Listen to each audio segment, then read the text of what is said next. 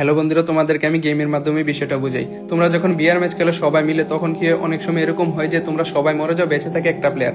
তখন তোমরা বলো যে, অনেক সময় এরকম বলো যে, আরে বন্ধু ম্যাচ বইয়া লাগবে না, তুই যেমন টপ 10 এর ভিতরে ঢুকা একটু প্লাস প্লাস দেখ। তখন তোমার বন্ধু এত একটা সিরিয়াসলি নেয় না, কি করে টপ 10 এর ভিতরে ঢুকে ফাইট করে এমনিতেই মরে টরে যায়, লোড বক্স হয়ে যায়। আবার এরকম সময় অনেকটা এরকম সময় সিচুয়েশন আসে যে তোমাদের স্কোয়াডের ভিতরে একজন গ্র্যান্ড মাস্টার উঠে যাবে, মানে 10-12 প্লাস লাগে গ্র্যান্ড মাস্টার উঠে যাবে। তখন তোমরা সবাই মরে যাও, বেঁচে থাকে একটা প্লেয়ার। তখন তুমি সিরিয়াসলি মোডে বলো, বন্ধু বন্ধু যেমনি হোক ম্যাচটাকে বইয়ে আনতে হবে, যেমনি হোক, কারণ আমার 10-12 প্লাস লাগে, তুই যদি এখন মইরা যাস আমি মাইনাস খেয়ে যাবো। তখন তোমার বন্ধু কি করে, সিরিয়াসলি মোডে চলে যায়, তারপর ম্যাচটাকে বইয়ে আনার চেষ্টা করে তোমাকে প্লাস এনে দেয়। এখানে চাওয়ার ধরন দেখে বোঝা যাচ্ছে কার জিনিসটা কত পরিমাণে দরকার, মানে এখানে চাওয়ার ধরনটাই বোঝা যাচ্ছে যে ওর এই জিনিসটা কত প্রয়োজন। তেমনি আমরা নামাজের ভিতরে দাঁড়িয়ে আউযুবিল্লাহি মিনাশ শাইতানির রাজিম বিসমিল্লাহির রহমানির রহিম মানে কিরকম হয়ে যায়। তো এটা কি কোনো চাওয়ার ধরন হইলো? মানে এটা কোনো চাওয়ার ইয়ে হইলো?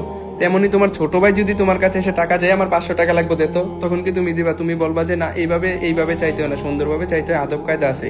তেমনি আমরা আল্লাহর কাছে চাইতে হলে মন দিয়ে চাইতে হবে, যে এমন না যে চাইলে দেয় না, সবকিছু দিতে হবে, আমাদেরকে মন দিয়ে চাইতে হবে। আমরা নামাজের ভিতরে গেলে একেবারে 5G নেটওয়ার্কে চলে যাই, তো আমাদেরকে মন দিয়ে চাইতে হবে। আর জীবনে যাই করো না কেন, যত খারাপ অবস্থায় থাকো না কেন, নামাজ পড়বা, আল্লাহর কাছে মন দিয়ে চাইবা।